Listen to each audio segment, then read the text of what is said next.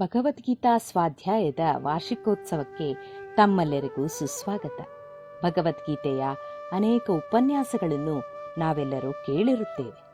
ಕೆಲವರು ಶಂಕರಾಚಾರ್ಯರ, ಗಾಂಧೀಜಿಯವರ, ತಿಲಕರ ಮುಂತಾದವರ ಭಗವದ್ಗೀತಾ ಭಾಷ್ಯಗಳನ್ನು ಓದಿರಬಹುದು. ಆದರೆ ನಮ್ಮ ಶಂಕರಾನಂದಜಿ ಅವರು ಈ ಸ್ವಾಧ್ಯಾಯದ ಮೂಲಕ ಪ್ರತಿ ಭಾನುವಾರ ಈ ಎಲ್ಲ ವ್ಯಾಖ್ಯಾನಗಳ ಸಾರಗಳನ್ನು ನಮಗೆ ವಿಸ್ತಾರವಾಗಿ ನಮ್ಮ ಮುಂದೆ ಇಡುತ್ತಾ ಬಂದಿದ್ದಾರೆ ಮತ್ತು ಲೌಕಿಕ ಜೀವನ, ಅದರ ಉಪಯುಕ್ತತೆಯ ಬಗೆಗೆ ಬೆಳಕು ಚೆಲ್ಲುತ್ತಿದ್ದಾರೆ. ಗೀತೆಯ ವಿಶೇಷ ಎಂದರೆ ಶ್ರೀಕೃಷ್ಣನ ಗೀತೋಪದೇಶ. ಈ ಗ್ರಂಥವು ಲೌಕಿಕ ಜೀವನದಲ್ಲಿ ದಾರಿದೀಪವಾಗಿದೆ. ಪ್ರಸ್ತುತ ವಿದ್ಯಮಾನಗಳನ್ನು ನೋಡುತ್ತಿರುವ ನಮಗೆ ಮನಸ್ಸಿನಲ್ಲಿ ಆತಂಕ, ಭಯ, ಅನಾಥ ಪ್ರಜ್ಞೆ, ಧರ್ಮ ಸಂಕಟಕ್ಕೆ ಉತ್ತರ ಭಗವದ್ಗೀತೆಯಾಗಿದೆ. ಇಲ್ಲಿ ಶ್ರೀಕೃಷ್ಣನು ಅರ್ಜುನನಿಗಷ್ಟೇ ಸಾರಥಿಯಾಗಿಲ್ಲ, ಮನುಕುಲದ ಪ್ರತಿಯೊಬ್ಬರಿಗೂ ಸಾರಥಿಯಾಗಿ ನಮಗೆ ತಿಳಿ ಹೇಳುತ್ತಿದ್ದಾನೆ. ತಪ್ಪು ಮಾಡಿದರೆ ಗೀತೆಯ ಮೂಲಕ ಮಾರ್ಗದರ್ಶಕನಾಗಿದ್ದಾನೆ. ಹೀಗೆ ಗೀತೆಯ ಬಗ್ಗೆ ಎಷ್ಟು ಹೇಳಿದರೂ ಸಮಯ ಸಾಕಾಗುವುದಿಲ್ಲ. ಗೀತೆಯ ಬಗ್ಗೆ ಜ್ಞಾನವನ್ನು ಪಡೆಯುವ ಅವಕಾಶವು ಶ್ರೀಯುತ ಶಂಕರಾನಂದಜಿ ಇವರ ಮೂಲಕ ನಮಗೆಲ್ಲರಿಗೂ ಒದಗಿ ಬಂದಿರುವುದು ನಮ್ಮ ಪೂರ್ವಜನ್ಮದ ಪುಣ್ಯ. ಇದರ ಸದುಪಯೋಗವನ್ನು ನಾವು ಪಡೆಯುತ್ತಿದ್ದೇವೆ. ಹೀಗೆ ಸ್ವಾಧ್ಯಾಯಕ್ಕೆ ಅನೇಕರು ತಪ್ಪದೇ ಭಾಗವಹಿಸುತ್ತಿದ್ದಾರೆ. ಅದರಲ್ಲಿ ಕೆಲವರು ತಮ್ಮ ಅನಿಸಿಕೆ ಮತ್ತು ಅಭಿಪ್ರಾಯಗಳನ್ನು ತಿಳಿಸಿದ್ದಾರೆ. ಅದನ್ನೀಗ ನಾವು ನೋಡೋಣವೇ? ಗೀತಾ ಸ್ವಾಧ್ಯಾಯ ತುಂಬ ಚೆನ್ನಾಗಿ ಮೂಡಿಬಂದಿದೆ. ಒಂದೊಂದು ಶ್ಲೋಕದ ಅರ್ಥ, ಅದರೊಳಗಿನ ಶಬ್ದಗಳ ವಿವರಣೆಗೆ ಅರ್ಥಗರ್ಭಿತವಾಗಿತ್ತು. ನನಗಂತೂ ತುಂಬ ಆನಂದವಾಗಿದೆ. ಭಗವಂತನ ಸಂಕಲ್ಪದಂತೆ ಇದು ಮುಂದುವರಿಯಲಿ ಎಂಬ ಆಶಯದೊಂದಿಗೆ ಎಲ್ಲರಿಗೂ ಧನ್ಯವಾದಗಳು. ಸ್ವ ಅಧ್ಯಾಯದ ವಾರ್ಷಿಕೋತ್ಸವ ತುಂಬ ಸಂತೋಷ. ಅದರಲ್ಲಿ ನನಗೆ ಸಿಕ್ಕಿದ್ದು 6 ತಿಂಗಳು ಮಾತ್ರ. ಭಗವದ್ಗೀತೆಯ ಒಂದೊಂದು ಪದದ ಅರ್ಥ ಜೊತೆಗೆ ವಿಶ್ಲೇಷಣೆ ಮನಮುಟ್ಟುವಂತಿದೆ. ಶ್ಲೋಕ ವಿವರಣೆ ಎಲ್ಲರ ಮನಮುಟ್ಟಿ ಭಾವುಕರಾಗುವ ಮಟ್ಟ ಮುಟ್ಟಿದೆ. ಗೀತಾ ತ್ಯಾಗವೇ ಅದು ಕೃಷಿ ಕರ್ಮ, ನಿನಗಾಗಿ ಅಲ್ಲ ಪರರಿಗಾಗಿಯೂ ಈ ಸತ್ಯವನ್ನು ಸಿಹಿ ರೂಪದಲ್ಲಿ ನಮಗೆ ಮುಟ್ಟಿಸಿದ್ದಾರೆ. ಸಹಸ್ರ ವರ್ಷ ಸತತವಾಗಿ ಕೇಳಿದರೂ ಶಂಕರಾನಂದಜಿ ಬೇಸರ ಆಗೋಲ್ಲ. ಹೀಗೆ ಮುಂದುವರಿಯಲಿ. ಭಗವಂತ ನಿಮಗೆ ಆಯುಷ್ಯು, ಆರೋಗ್ಯ, ಯಶಸ್ಸು ಕೊಟ್ಟು ಕಾಪಾಡಲಿ. ಸಮಾಜ ದೇವನಿಗೆ ಅರ್ಪಿತವಾದಂತಹ ನಿಮ್ಮ ಈ ಜೀವನ ಎಲ್ಲ ಕಡೆಗೂ ಬೆಳಗಲಿ, ಪ್ರಭೆ ಬೀರಲಿ. ಸರ್ವೇ ಜನ ಸುಖಿನಾಭವಂತು. ಎಲ್ಲರಿಗೂ ಹೃದಯಪೂರ್ವಕ ನಮಸ್ಕಾರಗಳು. ಒಂಗಿರಣ ಎಂದು ಹೆಸರಿಟ್ಟು 1 ವರ್ಷದಿಂದ ನಮ್ಮ ಆತ್ಮೀಯರೆಲ್ಲರೂ ನಡೆಸುತ್ತಿದ್ದಾರೆ. ಅದು ಶನಿವಾರ ಭಾನುವಾರ ಬರುತ್ತದೆ. ನಾನು ಶನಿವಾರ ಭಾನುವಾರ ಬರುವುದನ್ನೇ ಕಾಯಿಸಿರುತ್ತೇನೆ, ತಪ್ಪಿಸದೆ ಕೇಳಿಸಿಕೊಳ್ಳುತ್ತೇನೆ. ಆದ್ದರಿಂದ ನನಗೆ ಸಮಾಧಾನವಾಗುತ್ತದೆ. ಅಮೆರಿಕದಿಂದ ಭಾರತಮ್ಮ, ಮುನಿರಾಜು ಅವರೆಲ್ಲ ಪ್ರೀತಿಯಿಂದ ಮಾತನಾಡಿಸಿದರೆ ನನಗೆ ಸಂತೋಷವಾಗುತ್ತದೆ. ಶ್ರೀ ಶಂಕರಾನಂದರವರು ಗೀತಾ ಬೋಧೆಯ ಹಿತವಚನಗಳನ್ನು ಹೇಳುತ್ತಾರೆ. ಆ ವಾಕ್ಯಗಳು ನನಗೇ ಹೇಳಿದ ಹಾಗೆ ಅನಿಸುತ್ತದೆ. ಆದ್ದರಿಂದ ನನಗೆ ಒಂಗಿಣದಲ್ಲಿ ಬರುವ ವಿಚಾರ ಎಲ್ಲವೂ ಸಂತೋಷ ತರುತ್ತದೆ. ಧನ್ಯವಾದಗಳು. ಶಂಕರಣ್ಣನವರು ಪ್ರತಿ ಭಾನುವಾರ ಭಗವದ್ಗೀತೆ ಸ್ವಾಧ್ಯಾಯವನ್ನು ಹೇಳುತ್ತಾರೆ. ನಮಗೆ ತುಂಬಾ ಇಷ್ಟವಾಗಿದೆ. 1 ಗಂಟೆ ಹೇಗೆ ಕಳೆಯುತ್ತೋ ಗೊತ್ತಾಗುವುದಿಲ್ಲ. ಅವರು ಪ್ರತಿಯೊಂದು ವಾಕ್ಯಕ್ಕೂ ಅರ್ಥ ಬಿಡಿಸಿ ಹೇಳುತ್ತಾರೆ. ಅದು ನಮಗೆ ತುಂಬಾ ಚೆನ್ನಾಗಿ ಅರ್ಥ ಆಗುತ್ತದೆ. ದೇವರು ಅವರಿಗೆ ಆರೋಗ್ಯ, ಐಶ್ವರ್ಯ ಕೊಟ್ಟು ಕಾಪಾಡಲಿ. ಹರಿ ಓಂ. ಬಿಜಿ ಸಂವಾದ ಕುಟುಂಬದ ಬಂಧುಗಳೆಲ್ಲರಿಗೂ ನನ್ನ ನಮಸ್ಕಾರಗಳು. ಶ್ರೀಮತಿ ರೂಪಕ್ ಅವರ ಮುಖಾಂತರ ಫೆಬ್ರವರಿಯಲ್ಲಿ ಈ ಕುಟುಂಬದ ಪರಿಚಯವಾಯಿತು. ಅವರಿಗೆ ನನ್ನ ಧನ್ಯವಾದಗಳು.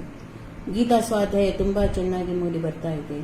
ಶಂಕರಾನಂದಜಿ ಅಣ್ಣನವರ ಪ್ರತಿ ಶ್ಲೋಕದ ಪ್ರತಿಯೊಂದು ಪದದ ಅರ್ಥವನ್ನು ಸವಿಸ್ತಾರವಾಗಿ ನಿಜ ಜೀವನಕ್ಕೆ ಹತ್ತಿರವಾಗುವಂತೆ ಕೆಲವು ಉದಾಹರಣೆ ಕೊಟ್ಟು ತಿಳಿಸಿ ಮನಸ್ಸಿನ ತುಮುಲವನ್ನು ತಿಳಿಗೊಳಿಸುತ್ತಾ ಇದ್ದಾರೆ. ಅವರು ವಿವರಣೆ ಕೊಟ್ಟಿದ್ದು ನಮ್ಮ ನಿಜ ಜೀವನದಲ್ಲಿ ನಡೀತಾ ಇದೆ ಏನೋ ಅನಿಸುತ್ತದೆ. ಹೀಗೆ ಗೀತೆ ಸ್ವಾಧ್ಯಾಯ ಮುಂದೆವರೆಯಲಿ.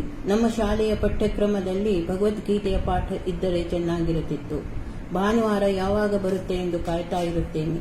ಮೊದಲಿನ 2 ಅಧ್ಯಾಯದ ಆಡಿಯೋ ಕಳಿಸಿಕೊಟ್ಟ ಶಂಕರಾನಂದಜಿ ಅಣ್ಣನವರಿಗೆ ಮತ್ತೊಮ್ಮೆ ಧನ್ಯವಾದಗಳು. ಜೈ ಶ್ರೀರಾಮ್. ಹರಿ ಓಂ. ಹರಿ ಓಂ. ನಮಸ್ತೆ. ಹೊಂಗಿರಣದ ಎಲ್ಲ ಸದಸ್ಯರಿಗೂ ನಮಸ್ಕಾರ. ನಮಸ್ಕಾರ. ಈ ಹೊಂಗಿರಣದ ಸದಸ್ಯರಾಗಿ ನಾವು ಸುಮಾರು 8 ತಿಂಗಳಿಂದ ಸದಸ್ಯರಾಗಿದ್ದೀವಿ. ಈ ಸತ್ಸಂಗಕ್ಕೆ ಬರಲಿಕ್ಕೆ ನಾವು ಪೂರ್ವ ಜನ್ಮದ ಪುಣ್ಯ ಮಾಡಿದ್ದೀವಿ ಅಂತ ಕಾಣಿಸುತ್ತೆ.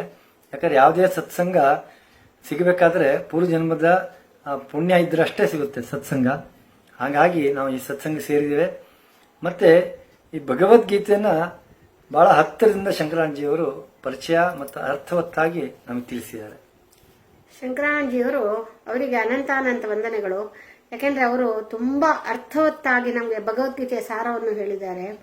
ಇದರಲ್ಲಿ ನಮಗೆ ಆತ್ಮನ ಪಾತ್ರ ಏನು, ಕರ್ಮಗಳು, ಮತ್ತೆ ಜೀವನ ಎಂಬುದೇನು, ನಮ್ಮ ಈ ಜೀವನದಲ್ಲಿ ನಾವು ಯಾವುದರಿಂದ ಆಗಿದ್ದೇವೆ, ನಮ್ಮ ಪೂರ್ವ ಜನ್ಮದ ಫಲದಿಂದಲೇ ನಾವು ಈ ಜನ್ಮಕ್ಕೆ ಬಂದಿದ್ದು, ನಾವು ಇಲ್ಲಿ ಏನ್ ಮಾಡಬೇಕು, ಏನ್ ಮಾಡಿದ್ರೆ ನಾವು ಏನ್ ಆಗ್ತೀವಿ, ಇದರಿಂದ ನಮ್ಗೆ ಏನೇನು ಸಿಗ್ತವೆ, ಕೃಷ್ಣ ಅರ್ಜುನನಿಗೆ ಹೇಳೋ ವಿಷಯಗಳನ್ನು ಅವ್ರು ಹೇಳೋದ್ರಿಂದ ನಮ್ಗೆ ಶ್ರೀಕೃಷ್ಣ ಹೇಳ್ದಂಗೆ ಆಗ್ತದೆ. ಹಂಗಾಗಿ ನಾವು ಅದನ್ನು ತುಂಬಾ ಮನನ ಮಾಡ್ಕೊಳ್ತೀವಿ. ನಂಗೆ ಪ್ರತಿಯೊಂದು ಹೆಜ್ಜೆಗೂ ಅವರು ಭಗವದ್ಗೀತೆದು ಸಾರ ಕೇಳಿಸ್ತಾನೆ ಇರುತ್ತೆ. ಏನಾದ್ರೂ ತಪ್ಪು ಮಾಡ್ತೀವಿ, ಮನುಷ್ಯ ಜನ್ಮ ಅಲ್ವಾ, ಮಾಡುವಾಗ ಅದನ್ನ ಮನನ ಮಾಡ್ಕೊಂಡು ನಡೀತಾ ಇದ್ವಿ. ಹೀಗೆ ಈ ಸ್ವಾಧ್ಯಾಯವು ಎಲ್ರಿಗೂ ಸಿಗುವಂತಾಗ್ಲಿ. ಹಂಗಾಗಿ ಹಾಗೆ ಸಿಕ್ಕಿದ್ರೆ, ಅದು ಈ ಯುವ ಪೀಳಿಗೆಗೆ ಸಿಕ್ಕಿದ್ರೆ ತುಂಬಾನೇ ಅನುಕೂಲವಾಗುತ್ತೆ. ಯಾಕಂದ್ರೆ ಯುವ ಪೀಳಿಗೆಯವರಿಗೆ ಏನೇನಾದ್ರೆ ಏನೇನಾಗಬಹುದು, ಮುಂದೆ ಏನೇನು ಆಗುತ್ತೆ ಎನ್ನುವ ವಿಷಯವನ್ನು ಎಲ್ಲವೂ ಈ ಭಗವದ್ಗೀತೆಯಿಂದ ಸಿಗುತ್ತೆ. ಆದ್ರೆ ಅದನ್ನು ತಿಳಿಸ್ಕೊಡೋರಿಲ್ಲ ಅಂತ. ಹಾಗಾಗಿ ಶಂಕರಾನಂದ ಜಿ ಅವರಂತವರು ಯಾರಾದ್ರೂ ಸಿಕ್ಕಿದ್ರೆ, ಇಲ್ಲ ಇವರೇ ಏನಾದ್ರು ಮಾಡ್ಕೊಂಡು ಮಾಡಿದ್ರೆ ತುಂಬಾ ಚೆನ್ನಾಗಿರುತ್ತೆ ಅಂತ ಹೇಳಿ ಈ ಶಂಕರಾನಂದ ಜಿ ಅವರಿಗೆ ಅನಂತಾನಂತ ವಂದನೆಗಳನ್ನು ಅರ್ಪಿಸುತ್ತೇವೆ. ಧನ್ಯವಾದ. ನನ್ನ ಹೆಸರು ರಾಜಶೇಖರ್, ಮೈಸೂರಿಂದ ಮಾತಾಡ್ತಾರೆ. ಗೀತಾ ಸ್ವಾಧ್ಯಾಯ ಚೆನ್ನಾಗಿ ಮೂಡಿ ಬರ್ತಾ ಇದೆ. ಅದು ಕೇಳ್ತಾ ಇದ್ರೆ ಬಹಳ ಸಂತೋಷ ಆಗ್ತಾ ಇದೆ. ನಾವು ಜೀವನದಲ್ಲಿ ಪರಿವರ್ತನೆ ಆಗ್ಬೇಕೆಂಬುದು ಇದೆ, ಆಗ್ತಾ ಇದೀವಿ. ಒಳ್ಳೇದಾಗ್ತಿದೆ, ಚೆನ್ನಾಗಿ ಬರ್ತಾ ಇದೆ. Thank you. ನಮಸ್ಕಾರ. ನಮಸ್ತೆ, ನನ್ನ ಹೆಸರು ಸರಳಾ ರಾಜಶೇಖರ್, ಶಿಕ್ಷಕಿಯಾಗಿ ಕೆಲಸ ಮಾಡ್ತಾ ಇದ್ದೀನಿ. ಗೀತಾ ಸ್ವಾಧ್ಯಾಯ ಪ್ರಾರಂಭ ಆಗಿ ನಾವು ಒಂದು 3-4 ಸಂಚಿಕೆ ಆದ್ಮೇಲೆ ನಾವು ಇದಕ್ಕೆ ಜಾಯ್ನ್ ಆದ್ವಿ. ತುಂಬಾ ಚೆನ್ನಾಗಿ ಮೂಡಿ ಬರ್ತಾ ಇದೆ. ಶಂಕರಣ್ಣನವರಿಗೆ ಗೀತೆ ಬಗ್ಗೆ ತುಂಬಾ ಆಳವಾದ ಜ್ಞಾನ ಇರೋದ್ರಿಂದ ನಮ್ಗೆಲ್ಲ ತುಂಬಾ ಪರಿಣಾಮಕಾರಿಯಾಗಿ ತಲುಪಿಸ್ತಾ ಇದ್ದಾರೆ. ಜೊತೆಗೆ ಅವ್ರು ಹೇಳೋ ಕಥೆಗಳಿದೆಯಲ್ಲ, ಅದಂತೂ ತುಂಬಾ ಚೆನ್ನಾಗಿದೆ. ನಾನು ಶಾಲೆಯಲ್ಲಿ ಮಕ್ಕಳಿಗೆ ಕಥೆಗಳು ಹೇಳ್ತಾ ಇರ್ತೀನಿ. ಪ್ರತಿದಿನ ಒಂದು ಶ್ಲೋಕಗಳನ್ನ ಹೇಳ್ಬಿಟ್ಟು ಹೇಳಿಸಿ ಅವ್ರ ಹತ್ರ ಆ ನಂತರ ಒಂದು ಕಥೆಯನ್ನ ಹೇಳ್ತೀನಿ. ಮಕ್ಕಳು ಚೆನ್ನಾಗಿ ಎಂಜಾಯ್ ಮಾಡ್ತಾರೆ. ಅವ್ರು ತುಂಬಾ ಖುಷಿ ಆಗ್ತಾ ಇದೆ. ಹಾಗೆ ನನ್ನ ಕೊಲೀಗ್ಸ್ ಕೂಡ ಈ ವಿಷಯಗಳನ್ನೆಲ್ಲ ಕೊಲೀಗ್ಸ್ ಹತ್ರ ಶೇರ್ ಮಾಡ್ತಾ ಇರ್ತೀನಿ. ಸೊ ಅವರು ಕೂಡ ತುಂಬಾ ಚೆನ್ನಾಗಿ ಎಂಜಾಯ್ ಮಾಡ್ತಾರೆ. ಅದರಲ್ಲೂ ಮುಸ್ಲಿಂ ಕೊಲೀಗ್ಸ್ ಅಂತೂ ಬಹಳ ಖುಷಿಯಿಂದ ಕೇಳ್ತಾ ಇರ್ತಾರೆ, ಮೇಡಮ್ ಏನಾದ್ರು ಒಂದು ಹೊಸ ವಿಷಯ ಹೇಳಿ ಅಂತ.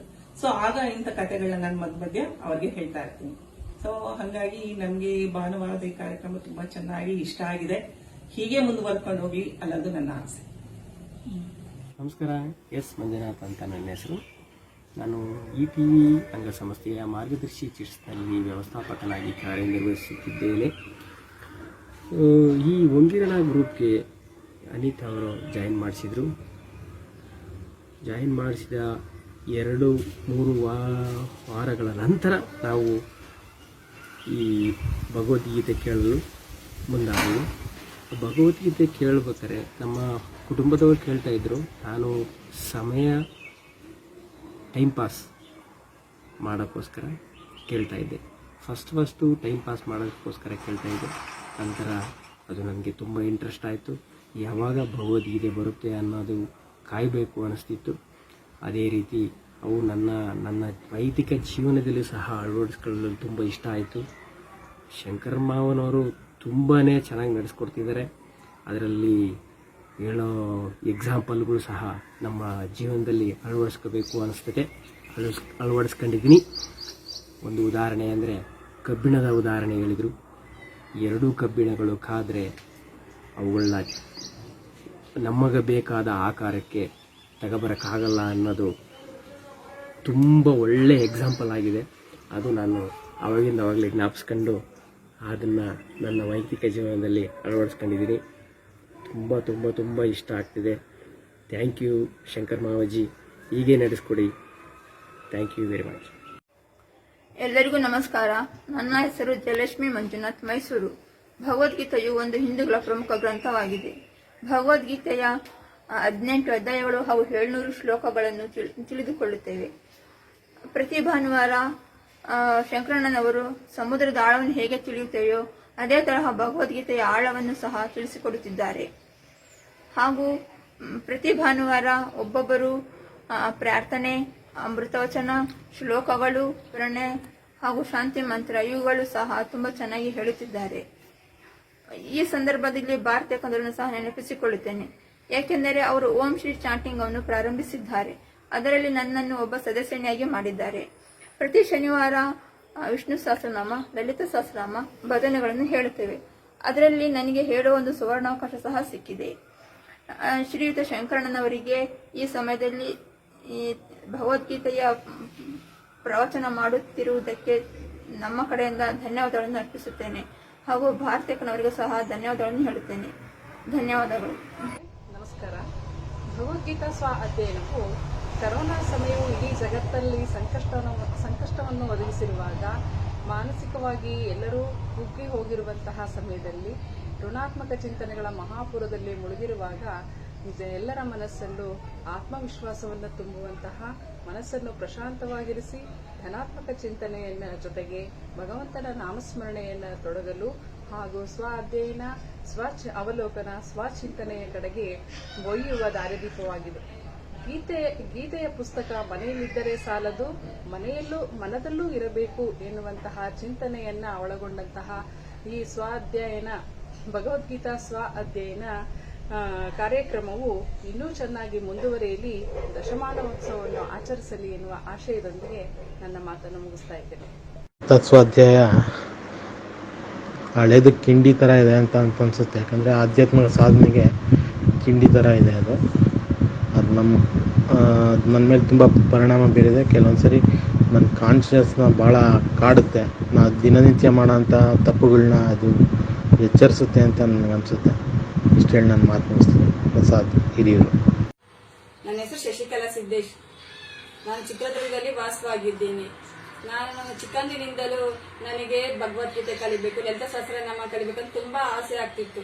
ನನ್ನ ಫ್ರೆಂಡ್ ಕಾವ್ಯರ ಸಹಾಯದಿಂದ ಒಂಗಿರಣ ಗ್ರೂಪ್ಗೆ ಜಾಯಿನ್ ಆಗಿದ್ದೀನಿ. ಒಂಗಿರಣ ಗ್ರೂಪ್ ಅಲ್ಲಿ ಶನಿವಾರ ಲಲಿತ ಸಹಸ್ರನಾಮ, ವಿಷ್ಣು ಸಹಸ್ರನಾಮ, ಹನುಮಾನ್ ಚಾಲೀಸ್, ರಾಮರಕ್ಷ ಸ್ತೋತ್ರವನ್ನು ಚೆನ್ನಾಗಿ ನಡೆಸಿಕೊಡ್ತಾ ಇದ್ದಾರೆ. ಅದೇ ರೀತಿ ಭಾನುವಾರ ಭಗವದ್ಗೀತೆಯ ಶಂಕರಣ್ಣರು ತುಂಬಾ ಚೆನ್ನಾಗಿ ನಡೆಸಿಕೊಡ್ತಾ ಇದ್ದಾರೆ. ಭಗವದ್ಗೀತೆಯ ವಾರ್ಷಿಕೋತ್ಸವದ ಅಂಗವಾಗಿ ಕೆಲವು ಮಾತಾಡೋದಕ್ಕೆ ನಾನು ಇಷ್ಟಪಡ್ತಾ ಇದ್ದೀನಿ. ಶಂಕರಣ್ಣನವರು ಭಗವದ್ಗೀತೆಯನ್ನು ಭಾವಾರ್ಥವನ್ನು ಹೇಳ್ಬೇಕಾದ್ರೆ ಸಣ್ಣ ಸಣ್ಣ ಕಥೆಗಳ ಮುಖಾಂತರ ಕರ್ಮ ಅಂದ್ರೇನು, ಕರ್ಮ ಯೋಗ ಅಂದ್ರೇನು, ಅದ್ರ ಬಗ್ಗೆ ಎಲ್ಲ ನೀಟಾಗಿ ನಮ್ಗೆ ಅರ್ಥ ಆಗೋ ರೀತಿಯಲ್ಲಿ ಅವ್ರು ಹೇಳ್ಕೊಡ್ತಾರೆ. ನಾವು ಭಗವದ್ಗೀತೆಯನ್ನು ನಾನು ನನ್ನ ಮಗ ಯಾವಾಗ್ಲೂ ಕುತ್ಕೊಂಡು ಅವ್ರು ಬರೋ ಶ್ಲೋಕ ಹೇಳೋ ಟೈಮಲ್ಲಿ ನಾವು ಒಂದು ದಿವಸನ ಕ್ಲಾಸ್ ಮಿಸ್ ಆಗಿಲ್ದಂಗೆ ನೋಡ್ಕೊಂತಿದ್ದೀವಿ. ನಾನು ಹೊಂಗಿರಣ ಗ್ರೂಪಿಗೆ ಮತ್ತು ಹೊಂಗಿರಣ ಗ್ರೂಪಿನ ಸದಸ್ಯರಿಗೂ ಮತ್ತು ಶಂಕರಣ್ಣನವರಿಗೂ ನನ್ನ ಧನ್ಯವಾದಗಳನ್ನು ಹೇಳುತ್ತಾ ನನ್ನ ಮಾತು ಮುಗಿಸುತ್ತೇನೆ. ಎಲ್ಲರಿಗೂ ನಮಸ್ಕಾರ. ನಾನು ಸೌಮ್ಯ ಪ್ರಸಾದ್, ಹಿರಿಯೂರು. ಭಗವದ್ಗೀತಾ ಸ್ವಾಧ್ಯಾಯ ಕಾರ್ಯಕ್ರಮ ಪ್ರಾರಂಭವಾಗಿ 1 ವರ್ಷವಾಯಿತು. ಮೊದಲನೇದಾಗಿ